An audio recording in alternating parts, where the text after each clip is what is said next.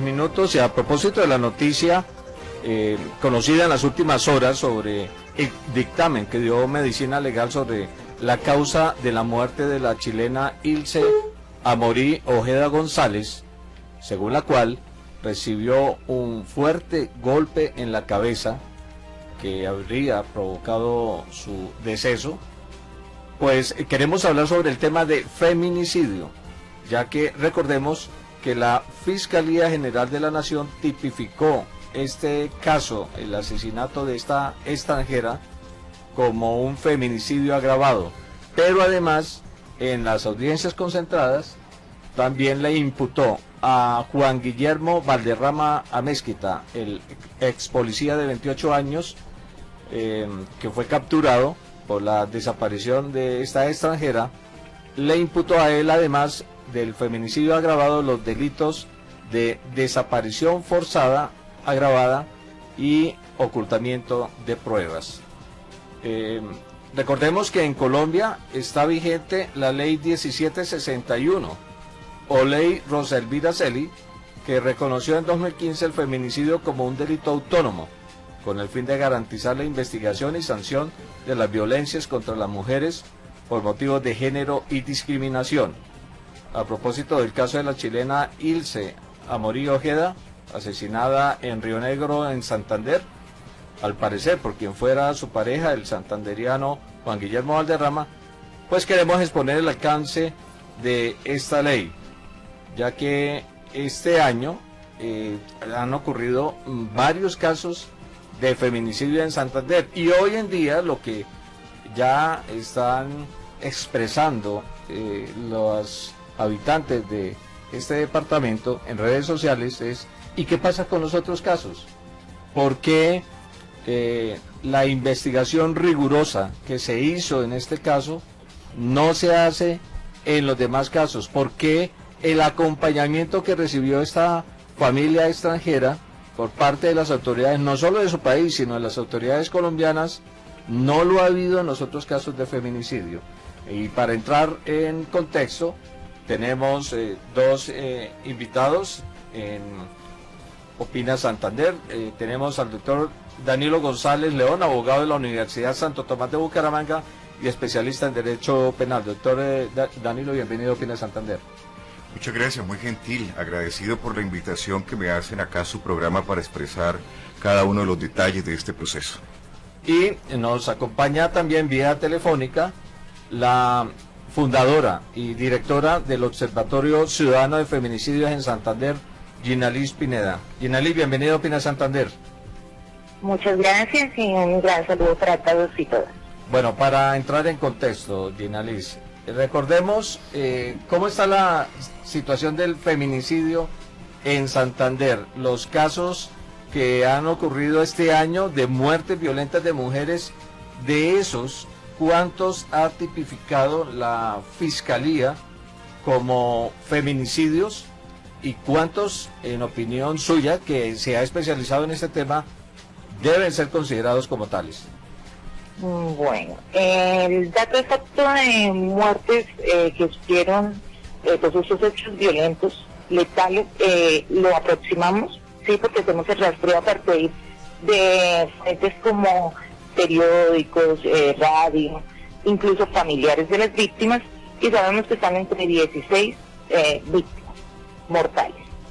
De esos casos, al efectuar un análisis de género, en los posibles motivos, en la vinculación entre víctima y victimario, entre las características de comisión del hecho, sabemos que hay 8 claros feminicidios, ¿sí?, que tienen todas esas cualidades que llevarían a calificarlo como tal.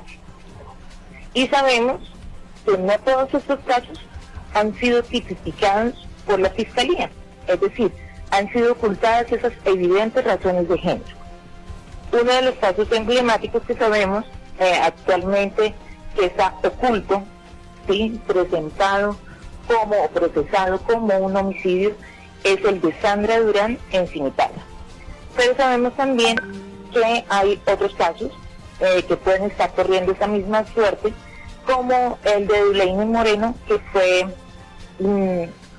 agredida por su padrastro hasta tal punto de quitarle la vida, mediando violencia sexual en este acto feminicidio. Entonces, habitualmente, no son más de la mitad de estos casos, por ejemplo, 8 feminicidios que sabemos que son claros, los cuales son tipificados. Por lo general, la Fiscalía solo tipifica la mitad de ellos. O sea que no es de extrañar que sean 4 los casos que han tratado como feminicidios mientras han ocultado el resto. Y recordemos que en el pasado también ha habido otros casos evidentes de feminicidio, pero que la Fiscalía ha calificado como homicidio. Recordemos esos casos, Gina. Claro, esta ha sido una práctica sistemática en Santander, en la cual no han desarrollado la debida diligencia en la investigación con perspectiva de género. Hay casos muy claros.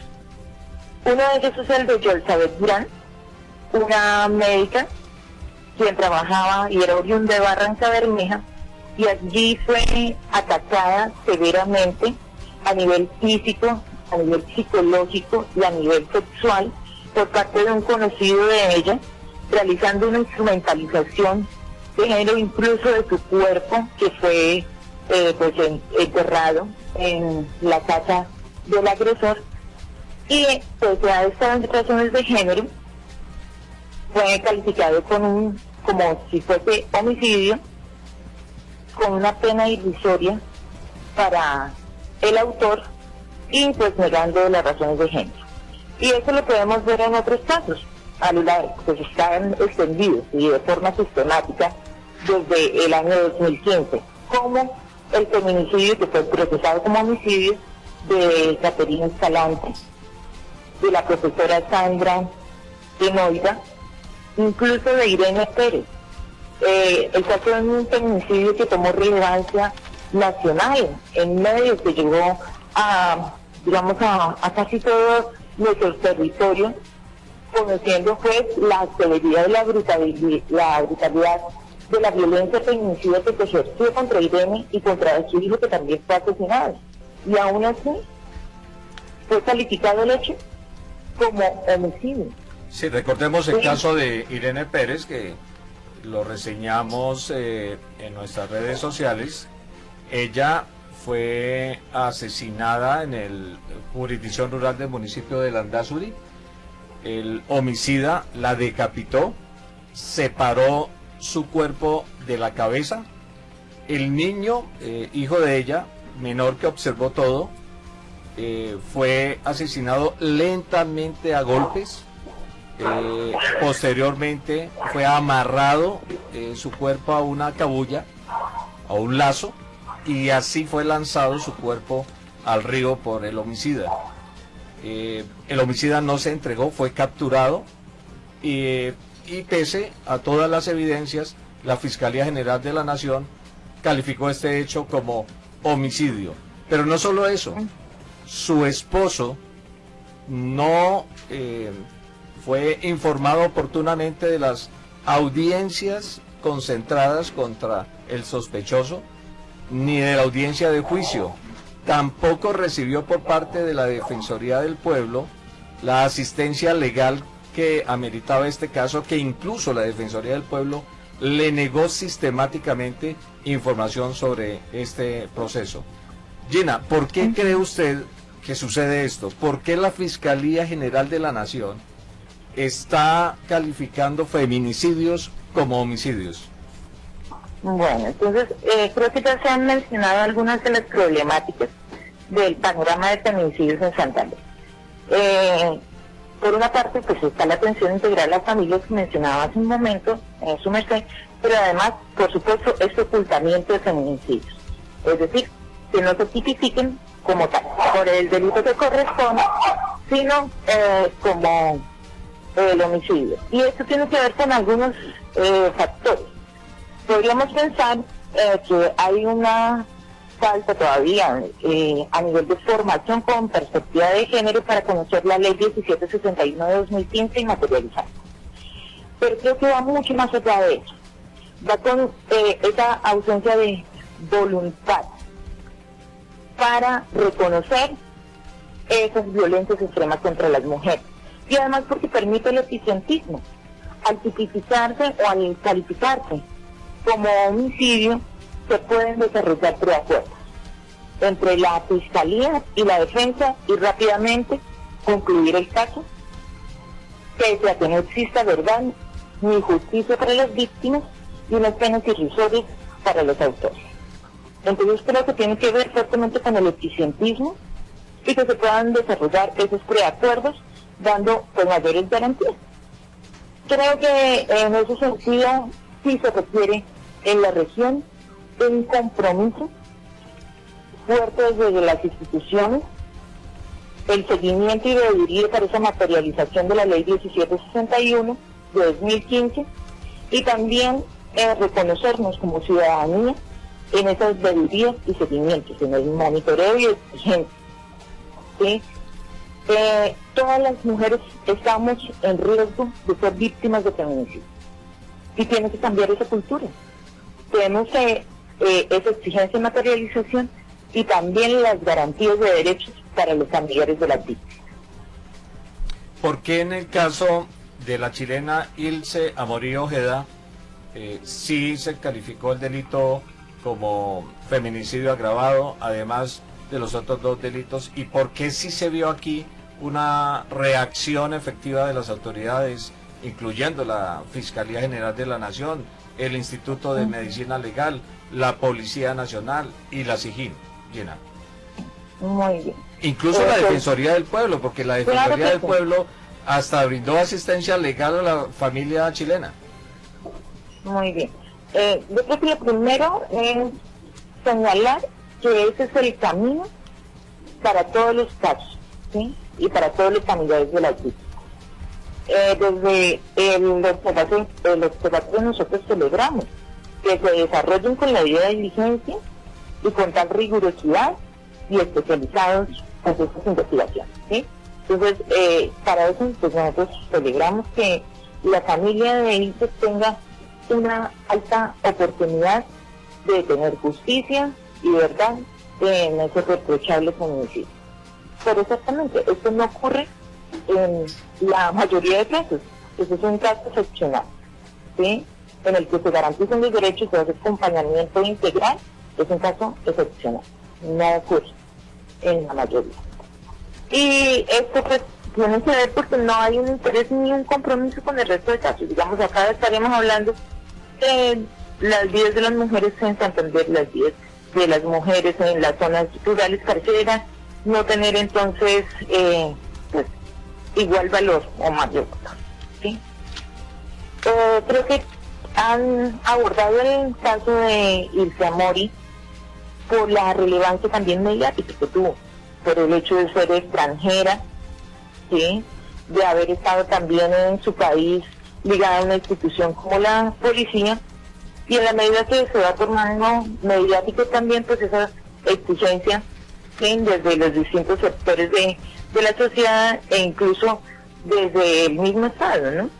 Desde el mismo presidente que llama a decir, estamos atentos para ver los resultados. Entonces se desarrollan en tiempo récord, ¿sí? Desde la aparición de Ilse en su búsqueda, además de todos los análisis. Acá perfectamente un análisis de genética puede durar 8 meses. Y en el caso cuando son ocultados los feminicidios, llega el resultado cuando ya hicieron un preacuerdo con el autor. Entonces, digamos, en ese sentido no corresponde a la realidad, aunque fue muy eficiente la investigación en el feminicidio, no corresponde a la realidad de lo que viven los familiares de las víctimas, que hacen exigencia de derechos por nuestras mujeres que no fueron arrebatadas por la violencia feminicida. Muy bien. Para seguir con el análisis de este tema, como hemos dicho, tenemos también como invitado al doctor Danilo González León, abogado de la Universidad Santo Tomás y especialista en Derecho Penal. Gina, la invitamos a que continúe en la línea y cuando desee hacer algún aporte, bien puede hacerlo. Doctor Danilo González, recordemos cómo define el Código Penal el delito de feminicidio. Bueno, para ser más exactos, el delito de feminicidio está estipulado en el artículo 104A del Código Penal. indica que es toda violencia o quien causare la muerte a una mujer por condición de género, por condición de ser mujer. Esa es la diferencia entre un homicidio y entre un feminicidio. Cuando la persona tiene una inclinación a poder violentar o agredir a tal punto de poder terminar con la vida o acabar con la vida de una mujer. Esta es la calificación jurídica y que de hecho es una figura que está plasmada recientemente, como lo decía Gina en su intervención. Efectivamente, la ley 1761 del 2015 es una ley reciente que precisamente lo que buscó fue que el feminicidio fuera un tipo penal independiente y autónomo con unas características de mayor exigencia que el homicidio que conocemos comúnmente. ¿Por qué considera usted, doctor, que los casos de feminicidio han sido mal calificados en Santander? Y no solo en Santander, sino en el país. De acuerdo con esa consideración que hace Gina Liz, van aproximadamente 16 muertes violentas de mujeres en el departamento. De esos, dice ella, son aproximadamente 8 casos de feminicidio, pero hasta donde sabemos no hay más de 3 casos calificados como tal por la Fiscalía en el departamento de los ocurridos en lo ocurrido de este año. Bueno, considero que es necesario que la agencia fiscal lleve a cabo una serie de capacitaciones, lleve a cabo un trabajo de campo con los integrantes de la Fiscalía a fin de determinar con claridad cuándo estamos frente a un feminicidio o cuándo estamos en su defecto ante un homicidio. Como manifestamos anteriormente, el feminicidio tiene unas características específicas, pero principalmente se debe tener un enfoque psicosocial para determinarlo de alguna manera de qué es un feminicidio como tal, cuál es esa violencia de género, cuál es esa violencia que se aplica hacia una mujer a tal punto de acabar con la vida por ese simple hecho de ser mujer, que el hombre sienta esa superioridad en ella para poder disponer, hasta en el peor de los casos como se ha presentado acá, con su vida. Es importante señalar que un punto importante o relevante a tener en cuenta para poder calificar el feminicidio es que la persona haya sido objeto de una violencia sistemática, ¿sí? Esa es la invitación que se hace. Si una mujer efectivamente está siendo maltratada por parte de su pareja, de su compañero o de una persona que haga parte de su núcleo familiar, etcétera, esta persona debe acudir a las entidades que tiene el Estado precisamente para que ellas puedan denunciar o por lo menos para que dejen un indicio de esta situación. ¿Por qué razón? Porque en el peor de los casos, y si lamentablemente se acaba o se termina con la vida de una mujer, pues es más fácil para la Fiscalía poder determinar que estamos frente a un feminicidio porque está ese primer factor o esa primer característica que es determinar que viene siendo producto u objeto de una violencia sistemática. Si no hay violencia sistemática, es decir, si no hay unos antecedentes de actos de violencia, llámese violencia sexual, violencia psicológica, violencia física, incluso violencia económica, si no hay antecedentes de violencia, no habría feminicidio, así haya crueldad en el crimen, así haya violencia sexual en el momento en que se comete el homicidio, así haya instrumentalización del cadáver, del cuerpo. Bueno, eso siempre ha sido objeto de discusión, ese tema, ¿no? Porque principalmente se dice que la mujer debe ser, o viene, o debe provenir de una violencia sistemática, para decirlo de alguna manera. Pero también es importante, y la Corte Suprema se ha pronunciado al respecto, en cómo lleva a cabo ese feminicidio, en cómo lleva a cabo esa conducta, la forma como se aprovecha o como utiliza el cuerpo de una mujer para poder llevar a cabo ya sea un ocultamiento o precisamente la misma muerte. La forma, el modus operandi nos puede determinar que efectivamente estamos frente a un feminicidio. Como lo dije anteriormente, es objeto de discusión, porque el primer ítem o el primer referente que tiene la Fiscalía para hacer una calificación de este tipo es esa violencia sistemática. Pero ahí es donde se debe hacer un análisis más profundo, psicosocial, para decirlo de alguna manera, y en el caso particular, cuando disponen de un cuerpo, cuando cometen actos atroces, para decirlo de alguna forma, a un cuerpo de una mujer, eso puede ser prácticamente una instrumentalización, como se manifestaba en primer momento. Es decir, esa forma violenta, esa forma de ocultamiento, esa forma como se acaba con la vida de una mujer, viéndolo desde la situación fáctica, puede ser un análisis para determinar que estamos frente a la conducta de feminicidio. Gina, ¿comparte usted la exposición que ha hecho el doctor Danilo en cuanto a la definición del delito de feminicidio y la calificación que debe darse si hay una violencia sistemática previa? Por supuesto, si hay un ciclo de violencia psicológico, físico, económico, sexual, hay distintos tipos de violencias contra las mujeres por el hecho de ser mujeres, conlleva a que se considere y se califique como un feminicidio. Habitualmente estos feminicidios son perpetrados por la pareja o expareja o un familiar, pero no necesariamente un feminicidio lo comete la pareja, expareja o familiar. Puede ser un conocido, puede ser un amigo, puede ser un desconocido, puede ser cualquier persona, y así lo define y así lo ha estipulado la ley 1761 de 2015. Puede ser hombre o mujer, siempre que exista unos factores de subordinación contra la mujer por el hecho de serlo, ¿sí? Cuando hay dominación, cuando se considera menos.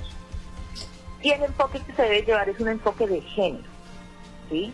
Habitualmente se puede juntar con otros enfoques que miran otros factores de vulnerabilidad, pero la perspectiva que ha de tener la investigación y el proceso es de género. Ahora bien, no solamente los casos en que pareja, expareja o familiar ejercieron un ciclo de violencia extendido, sistemático, es feminicidio. Así lo está definido también la ley 1761 de 2015, cuando dice que puede ser incluso en el momento de la comisión del hecho.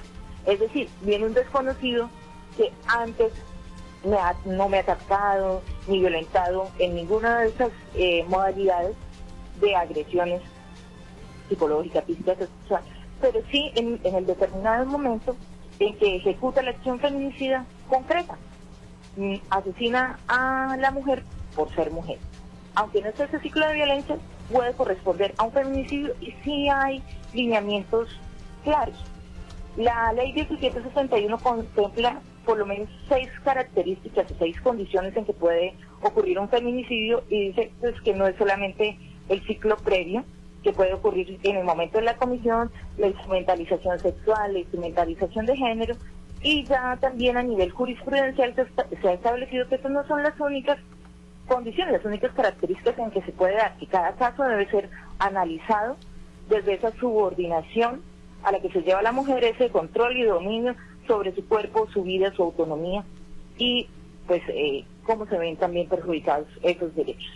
Entonces, no solamente por violencias previas sean denunciadas o no, sino también pueden ocurrir en ese momento. Y hay además otras guías, ¿sí? A nivel incluso internacional, el protocolo de la ONU para el análisis de asesinatos de mujeres por ser mujeres, feminicidios, en el que vienen muchas características y viene todo el proceso con el cual se puede llevar una investigación con perspectiva de género para entender toda esa multiplicidad de posibles casos de feminicidio, que no solamente son pareja o expareja con ciclo de violencia previo. Y medicina legal también cuenta con esta guía de análisis de feminicidios, y en la que claramente pues está esas otras características, por ejemplo, la violencia sexual o la instrumentalización sexual.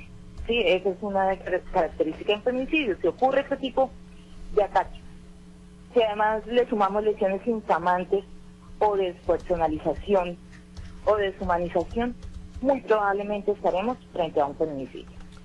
Ahora, doctor Danilo González, usted ha señalado que esa mala o errónea calificación de homicidios cuando han ocurrido feminicidios puede obedecer a una falta de capacitación de los funcionarios judiciales.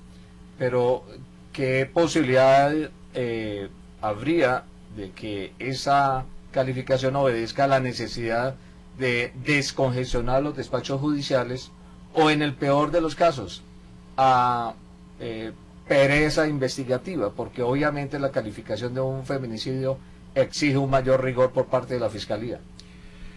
Bueno, para nadie es un secreto que el tema de política criminal es bastante complejo o bastante cuestionado en nuestro país.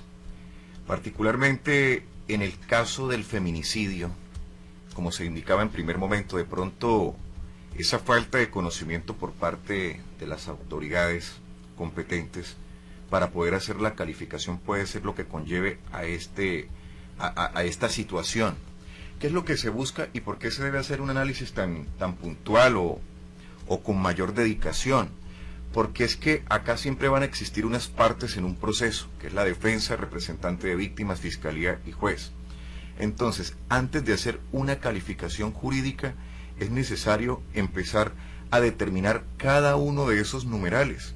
Efectivamente, el artículo 104A trae 7 numerales aproximadamente, donde indica de manera genérica qué es lo que puede conllevar a que la conducta o la situación fáctica efectivamente se adapta al tipo penal del feminicidio.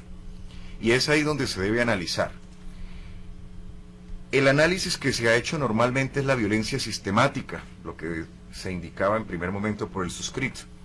Pero como decía Gina, la violencia sistemática no es el único mecanismo que tiene la Fiscalía para poder determinar que estamos frente a un feminicidio. De hecho, en cada uno de esos numerales hay un comportamiento distinto. Entre esos, ejercer sobre el cuerpo y la vida de la mujer actos de instrumentalización. Prácticamente es un ítem a tener en cuenta para efectos de calificar esta situación. Y de hecho, este que voy a indicar que no es tan no se analiza o no se visualiza tanto por parte de la Fiscalía, que es cuando se priva de su libertad de locomoción. Cuando se priva de la libertad de locomoción, el hombre o la persona que está cometiendo ese acto hacia la mujer está disponiendo de su vida, de su libertad, de sus comportamientos. Y ahí es precisamente donde se empieza a evidenciar que estamos frente a una persona que tiene un dominio, que tiene una subordinación, que tiene ese sentido de dominio que indicaba Gina en primer momento. Es ahí donde efectivamente podemos analizar de manera puntual que estamos frente a esta conducta. Analizando otras situaciones de circunstancias de agravación punitiva, que igualmente las encontramos plasmadas en el artículo 104B, que nos terminan de aclarar esta situación y cuándo podemos estar frente al feminicidio. Entonces, analicemos que no solamente están las circunstancias del 104A para determinar que estamos frente a un feminicidio, sino que el 104B, donde están las circunstancias de agravación punitiva del feminicidio, nos termina de aclarar este panorama para poder llevar a cabo una calificación jurídica acertada y que se adapte a una situación fáctica de feminicidio. Ahora, hay una pérdida de credibilidad de los colombianos frente al sistema judicial por la impunidad, por un lado, pero además porque en el caso de los procesos que finalmente terminan con una condena, las condenas resultan irrisorias, especialmente en los delitos cometidos contra la administración pública. Pero en estos casos de estos hechos que causan conmoción en la sociedad, incluso que causan interés nacional e internacional, como sucedió con el caso de Ilse Amorillo Ojeda, pues muchas veces la comunidad queda decepcionada con las condenas que imponen los jueces. Recordemos cuál es la sentencia mínima y máxima que puede haber un caso de feminicidio como este que estamos comentando, y cuál es la pena efectiva que va a purgar una persona que comete el delito de feminicidio, porque lo que hace distinto el delito de homicidio del de feminicidio, o uno de los hechos que lo hace distinto, es la tasación de la pena. Doctor Danilo González, ¿cómo es la tasación de la pena en el caso de feminicidio? Bueno, en el caso particular, cuando hablamos de feminicidio, normalmente se puede adaptar a una circunstancia de agravación punitiva. Al adaptarse a una circunstancia de agravación punitiva, partiríamos de la pena de 500 a 600 meses de prisión, que eso equivale aproximadamente entre 41 y 50 años de prisión. La ley 906 o el nuevo sistema penal acusatorio es un sistema de partes garantistas. Ese fue el sentir del legislador cuando fomentó o cuando creó prácticamente, para decirlo de alguna manera, la ley 906 o el nuevo código o el código que nos rige actualmente. Efectivamente, una de las calificaciones o uno de los ítems que trae este nuevo código es efectivamente allanarse a los cargos o llevar a cabo un preacuerdo con la agencia fiscal con el fin de buscar unos beneficios administrativos sustitutivos de la pena. En el caso de Juan Guillermo Valderrama Mezquita, él no se allanó a cargos, él en todo momento invocó su inocencia a través de su apoderada. No hubo ahí allanamiento a cargos, es decir, aceptación de haber cometido el hecho. Normalmente en este tipo de situaciones no se aceptan cargos en primer momento, posiblemente por una estrategia de la defensa de más adelante buscar algún beneficio por parte de la Fiscalía o llegar a un acuerdo. Es de indicar que la conducta punible o el tipo penal de feminicidio no tiene beneficio o rebaja alguna. Aún así, como se indicaba por Gina, se están haciendo una serie de preacuerdos por esa conducta de feminicidio.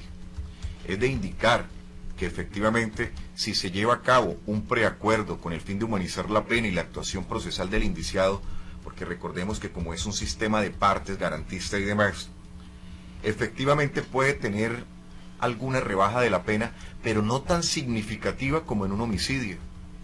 Con un homicidio de manera automática puede tener una rebaja del 50% y hasta un tanto más, si se le puede aplicar figuras como la marginalidad, que definitivamente la pena la degradan de una manera considerable.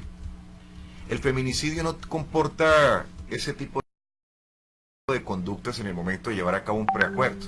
Es decir, si la Fiscalía acepta llevar a cabo un preacuerdo con el señor Valderrama, el descuento es mínimo. ¿De cuánto sería? El descuento no se podría indicar porque eso es algo que se pacta entre Fiscalía y Defensa. Pero este tipo penal parte de 41 a 50 años de prisión aproximadamente. Supongamos que este preacuerdo, si se llegara a celebrar, no puede ser inferior a 35 años, porque es que recordemos que aparte del tipo penal de feminicidio agravado que se le imputa al señor Valderrama, también se imputan dos más, que es la desaparición forzada, que fue el primer delito que se imputó y por el que se llevó a cabo toda la investigación, y además el ocultamiento del material probatorio, la destrucción de la prueba, porque es que efectivamente él toma el cuerpo, precisamente lo desaparece, pero antes de esa situación incinera el cuerpo, prácticamente lo quema para indicarlo de alguna manera, lo oculta, y precisamente estos actos de instrumentalización son los que conllevan a pensar que efectivamente estamos frente a una persona que genera un peligro para la comunidad. Él goza de la presunción de inocencia, no se ha allanado los cargos. Estoy queriendo decir con esto que ya estamos indicando que es culpable, que hay una gran inferencia razonable por parte de la Fiscalía de que es el primer sospechoso de que hubiera cometido esta conducta punible.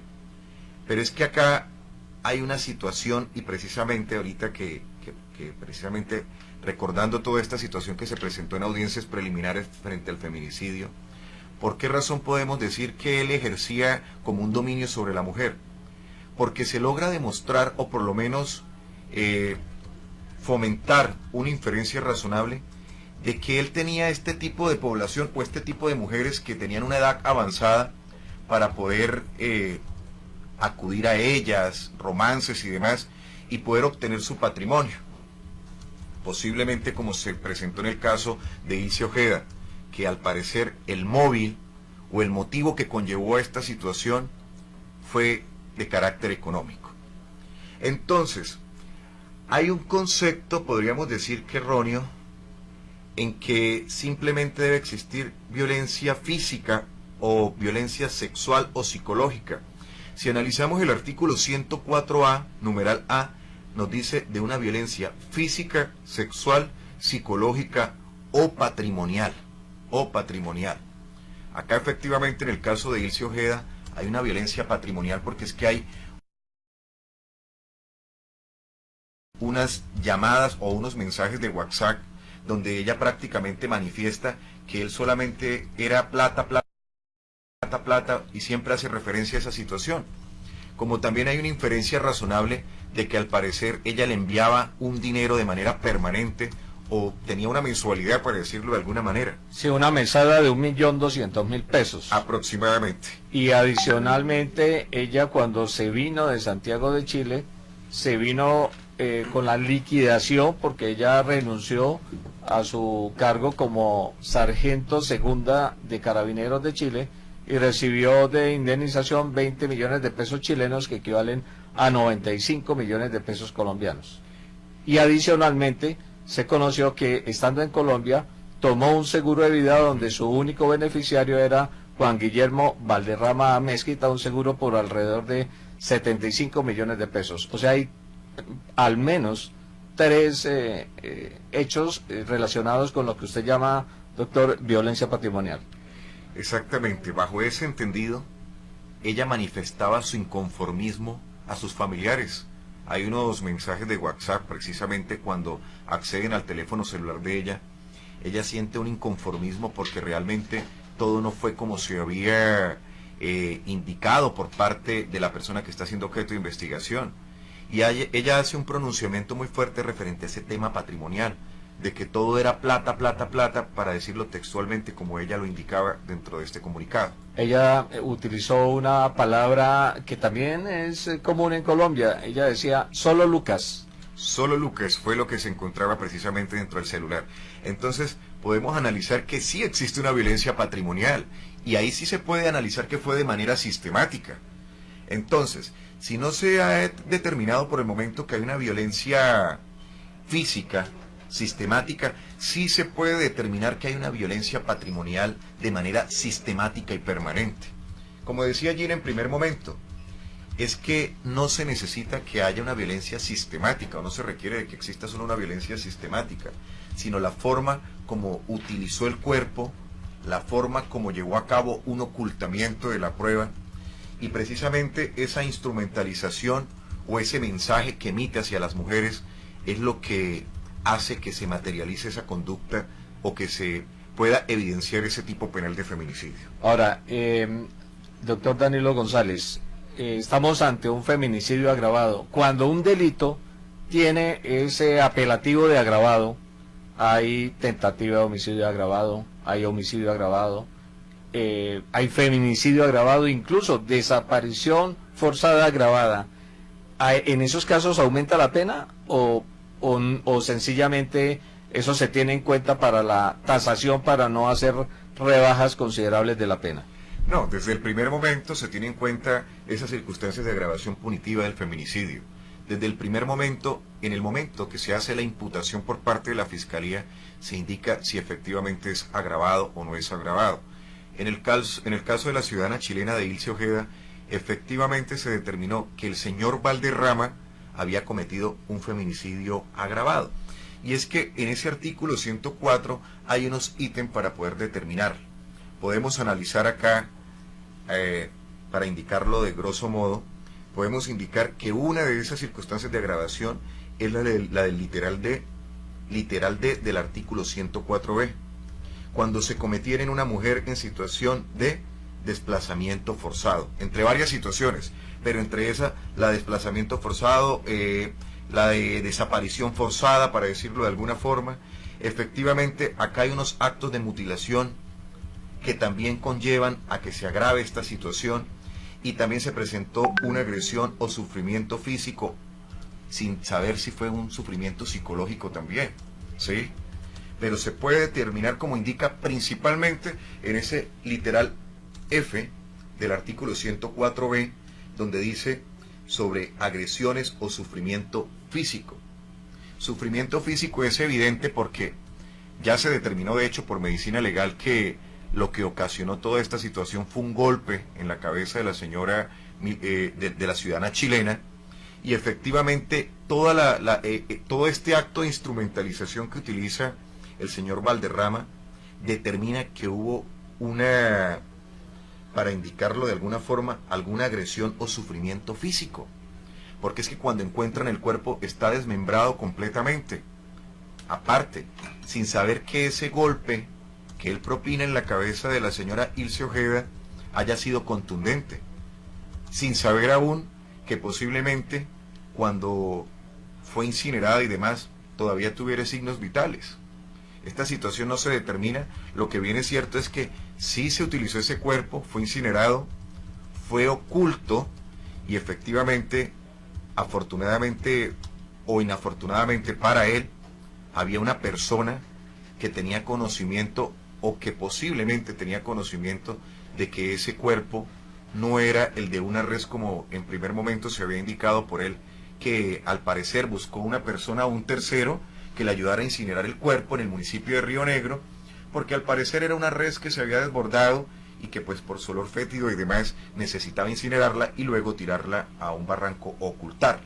Y es ahí justo en ese momento donde este tercero analiza por los medios de comunicación la persona y se puede determinar que llega a la conclusión de que posiblemente ese cuerpo, que no se hizo con dolo porque él bajo su grado, para determinarlo de alguna manera, de ignorancia o desconocimiento de qué había en la bolsa, porque no se puede determinar que hay un cuerpo, la persona estaba desmembrada, para decirlo de alguna forma, entonces no se podía determinar en primer momento que lo que había dentro de esa bolsa era un cuerpo, entonces hizo incurrir en el error a un tercero, y era un cuerpo humano.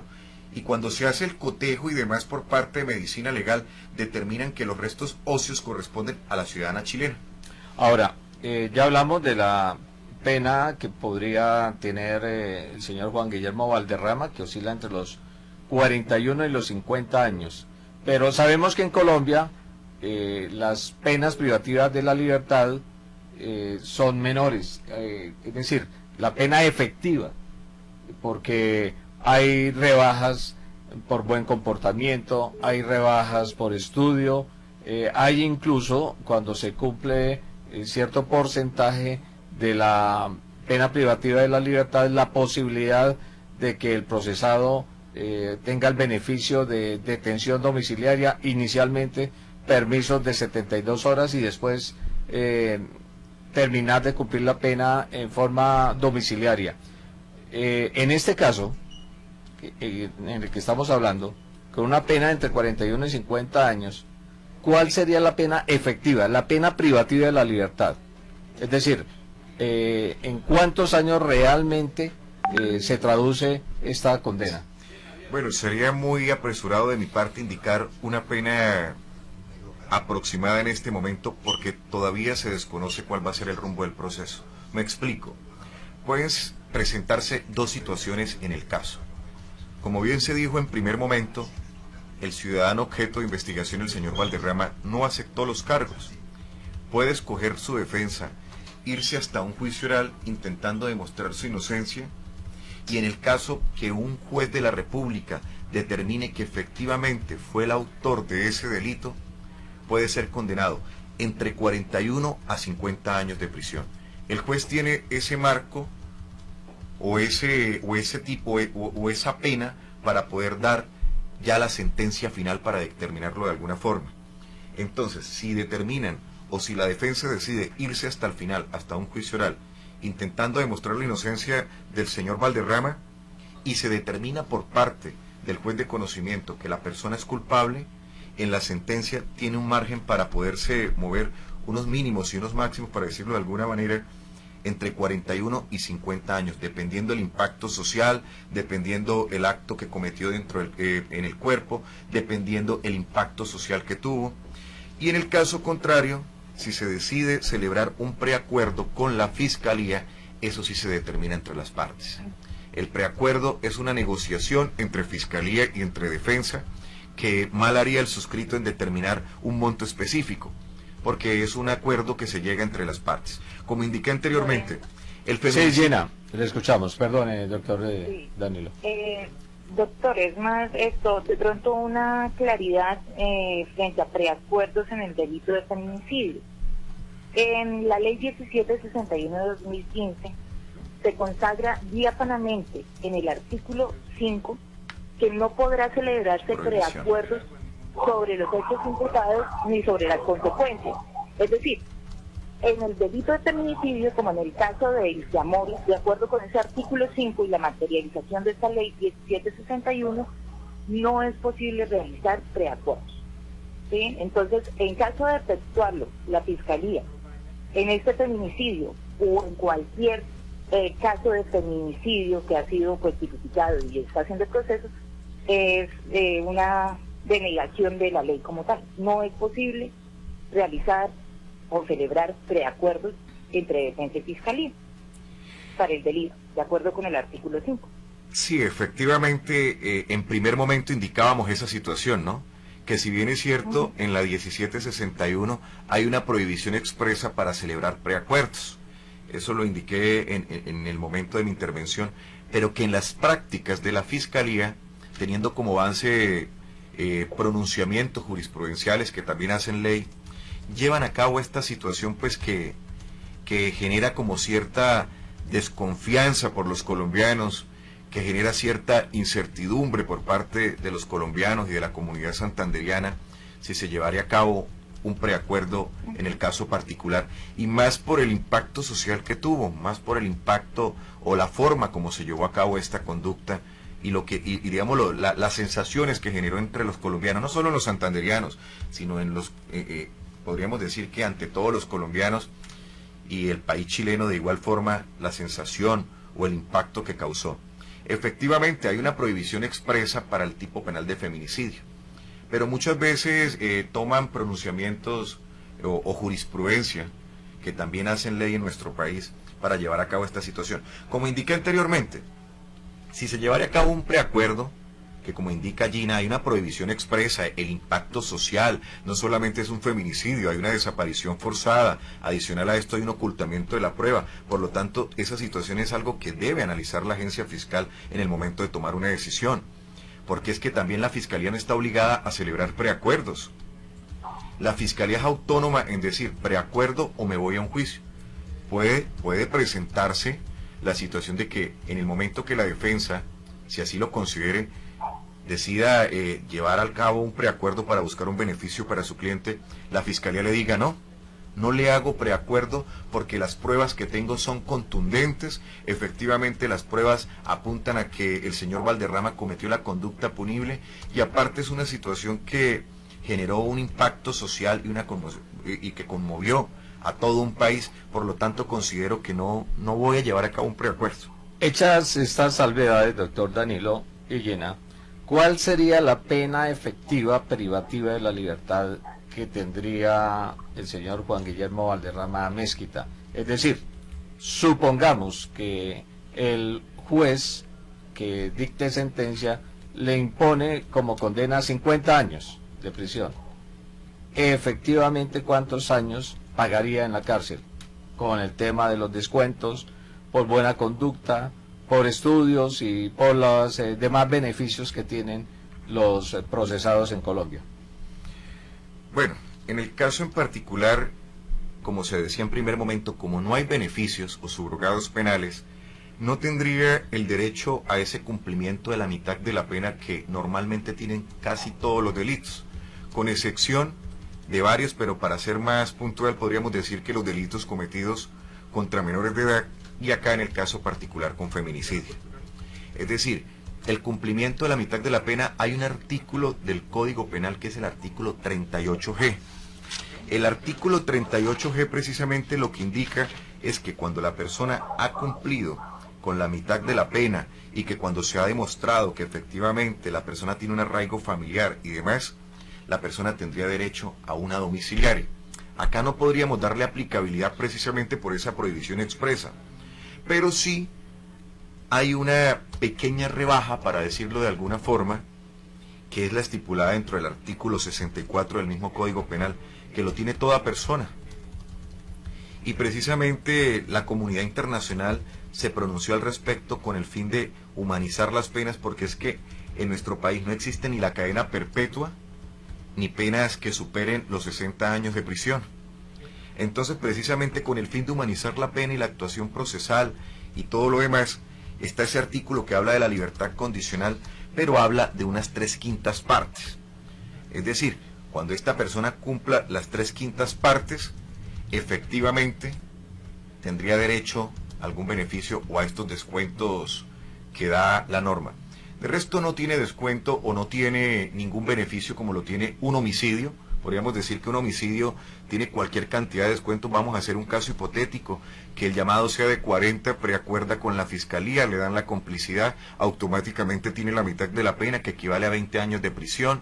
Por cada año de trabajo y estudio le darían 4 meses de descuento. Entonces, si empezamos a descontar todo eso, un homicidio terminaría quedando aproximadamente entre 9 y 8 años aproximadamente físicos. El resto lo cumpliría en su lugar de domicilio. Acá no tiene ese beneficio, más allá de cuando cumpla esas 3/5 partes de la pena. Entonces, ¿cómo se haría este ejercicio de manera sencilla o básica? Se toma la pena o que tasa el señor juez de conocimiento, sea lo que impute, sea lo que acuse, o sea la pena a aplicar, ya sean 40 o 50 años de prisión, se multiplica por 3 y se divide por 5. El monto que da ahí efectivamente es cuando él tendría algún beneficio por parte de la norma, que, como indica anteriormente, no es mucho tampoco. Bueno, aquí ya hice la fórmula. Sí, señor. Eso da 30 años efectivos de cárcel. Aproximadamente. Y tiene descuento, ese descuento del que usted hablaba hace un momento, de 4 meses por año por estudio y trabajo. No, es el único beneficio que tiene. Es el único beneficio que tiene esas 3/5 partes que indiqué anteriormente. O sea, la pena privativa de la libertad que efectivamente cumpliría el señor Juan Guillermo Valderrama serían 30 años de cárcel. Aproximadamente. Bueno, muy bien. Pues ese era el análisis que queríamos hacer, el tema de los otros feminicidios que han ocurrido en Santander. ¿Qué está pasando? ¿Por qué no los está calificando como tal la Fiscalía General de la Nación? Y ¿cuál sería la tasación en el caso que ha conmocionado tanto a Colombia y a Chile, como es el caso de Ilse Amorío Ojeda, luego de que el Instituto de Medicina Legal revelara que la causa de la muerte fue de un golpe que recibió ella en la cabeza?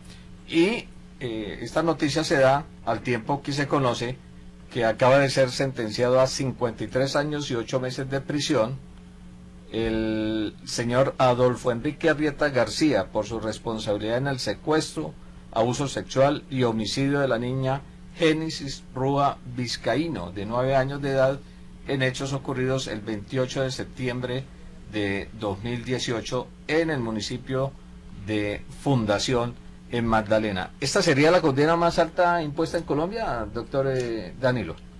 Sí, efectivamente es una de las condenas más altas. Es una de las condenas más altas, precisamente como indicaba en el primer momento de mi intervención. Todo delito contra menor de edad es un delito que no tiene descuento, es decir, no cabe el preacuerdo.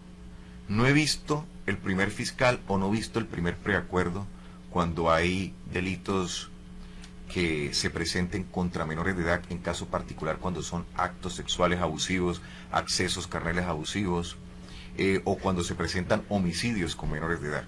Pero efectivamente, eso es una pena ejemplar, son 53 años, analizando pues la edad que tiene la persona, prácticamente sería una pena perpetua para él.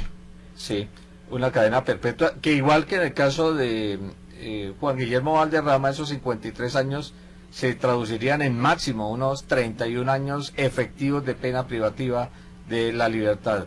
Recordemos que este señor Arrieta García fue sentenciado por los delitos de feminicidio agravado en concurso heterogéneo con acceso carnal violento agravado. Y este es un caso en el que, como lo hemos analizado con usted, doctor Danilo, y con Gina, aquí no hubo una violencia sistemática previa, ¿no? Hasta donde se conoce. No, o sea, sí se ha mencionado sí, que Gina, hubo violencia de ¿previa? carácter psicológico y físico previo. Incluso desde Fiscalía de Chile traían pues la información acerca de vecinos. No, hablamos del caso, perdón Gina, hablamos del caso de la niña de Fundación. No, la niña no había, desde lo que se informa no. Sí, ok. Bueno, muy bien. Gina, muchas gracias por su participación en este análisis sobre el fenómeno del feminicidio en Santander. Bueno, un gran saludo y muchas gracias por la invitación. Y a usted, doctor Danilo González, muchas gracias por su aporte, su conocimiento sobre este tema de la tasación de la pena y de la calificación del delito de feminicidio.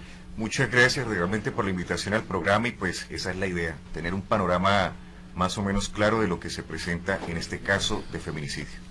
Y a ustedes, oyentes, les estaremos continuando con la agenda informativa de Opina Santander durante las próximas 2 horas. Son las 8 de la mañana, 48 minutos. En la Cultural 100.5